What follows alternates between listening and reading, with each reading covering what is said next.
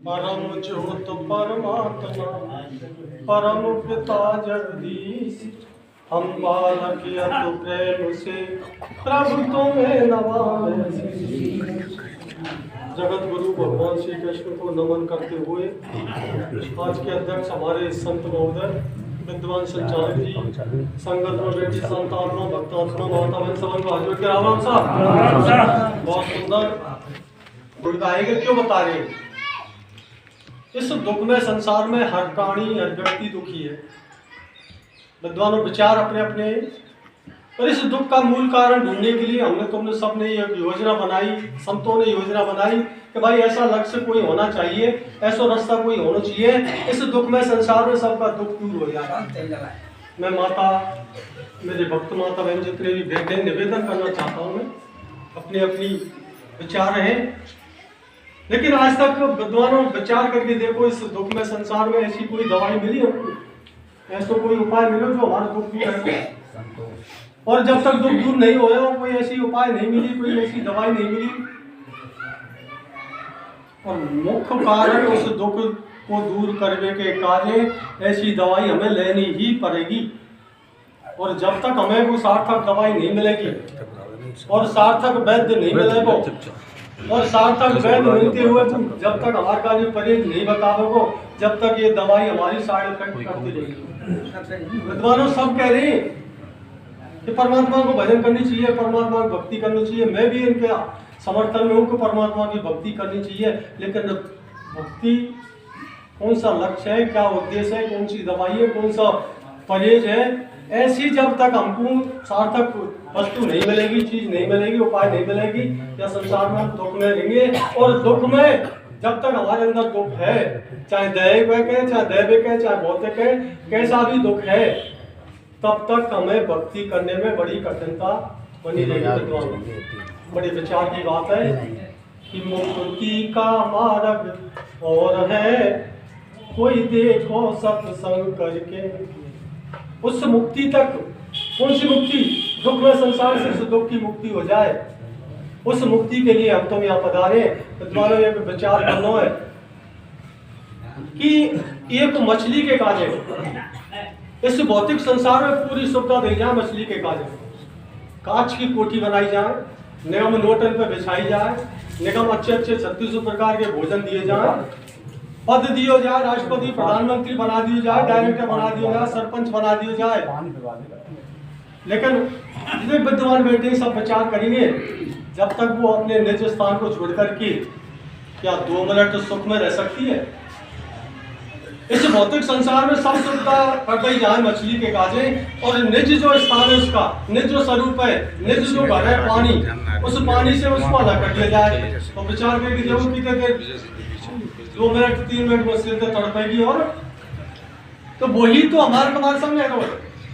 कोई समझ लो हमारे बड़ा मकान पर को हम सुखी हैं, कोई कह रहा हम गाड़ी घोड़ा में, कोई कह रहा डायरेक्टर है को, मैं सरपंच है को, कोई कह रहा मास्टर है को, जिलाधीश है को, कलेक्टर है को, मैं सुखी हूँ। लेकिन विद्वानों मूल में हम जब जाएंगे तो सुखी नहीं है। और इस सुख के कारण क्यों सुखी नहीं है? क्योंकि संसार दुख में है, और या दुख में संसार में सुख हमें ढूंढना पड़ेगा। और उस सुख की दवाई के ढूंढने के काजे अच्छे अच्छे वैद्य और संत यहाँ पधारे। और ऐसे एलोपैथी जब तक हम नहीं लेंगे, जब तक नवाज नहीं दिखाएंगे कि कौन सा रोग है तेरे, तो कबीरदास जी इस बात को कहते हैं कि तू ले ले दवाया रोग की मैं नवज देख लेता हूँ। ये प्राणी संसार में जो तेरे रोग जो है ना, तेरे शरीर में, इस संसार में जो जीव आत्मा तक जो सूक्ष्म शरीर तक तेरे रोग है, बिन रोगंते तू ग्रसित है।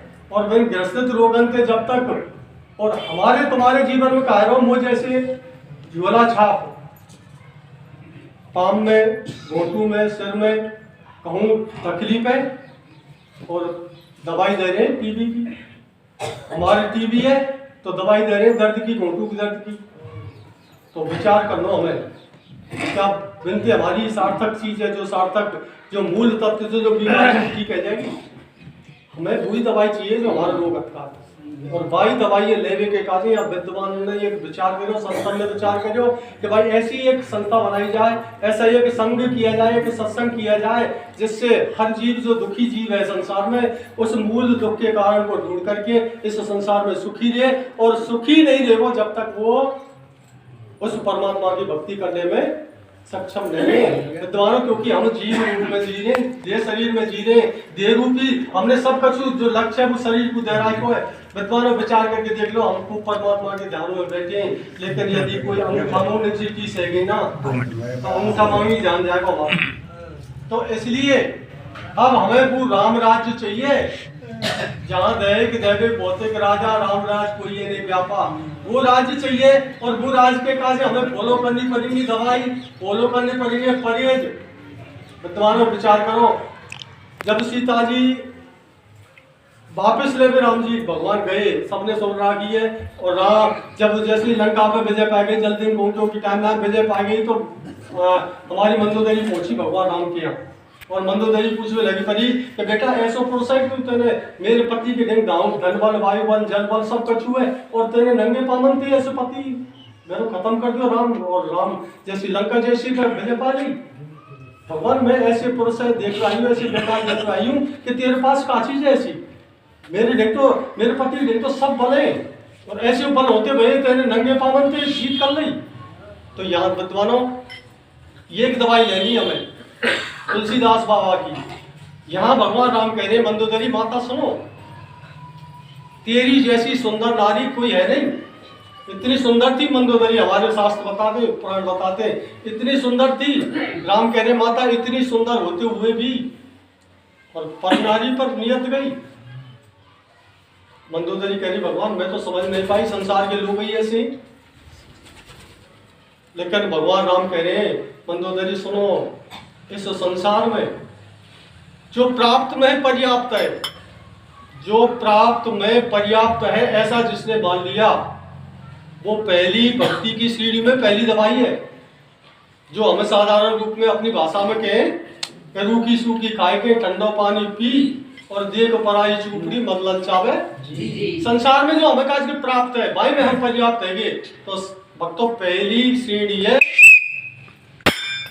बोलो सच्चे दरबार की।